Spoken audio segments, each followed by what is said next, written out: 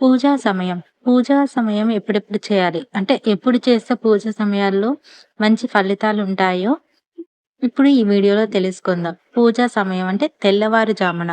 మనం పూజ అంటే మార్నింగ్ చేస్తాము, ఈవినింగ్ చేస్తాము. కానీ తెల్లవారుజామున ఎవరైతే 4:30 నుంచి 5 గంటల వరకు మొదటి పూజ సారీ మొదటి పూజ చేయవచ్చు. అంటే బ్రహ్మ ముహూర్తంలో చేసే ఈ పూజ చాలా విశిష్టమైనది.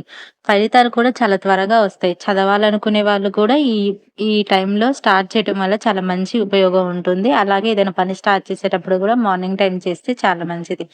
ఇంకా అదే విధంగా ఉదయం 9 గంటల నుంచి 11 గంటల లోపు చేసే పూజను రెండో పూజ అంటారు.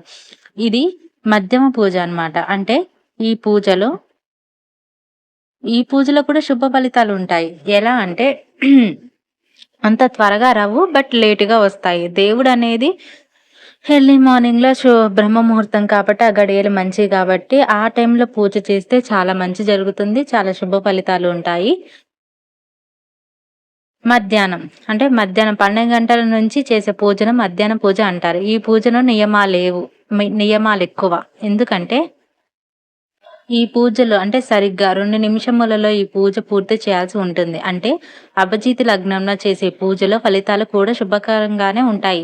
ఈ పూజ చేసేటప్పుడు దేవునికి విధిగా నైవేద్యం పెట్టాల్సి ఉంటుంది. అంటే ఏదైనా మంచి విధిగా నైవేద్యం పెట్టాలి.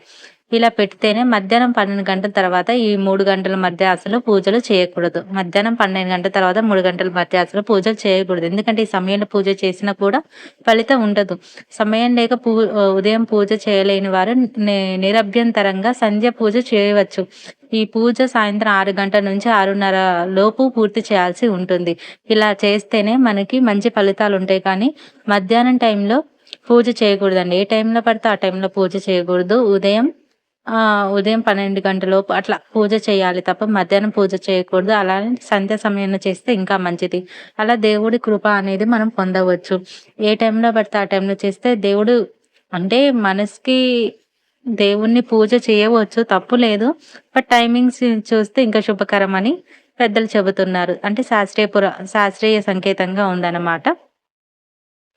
మన కోరిక మంచిదైతే మనస్ఫూర్తిగా ఉంటే అంటే మన కోరిక నిజమై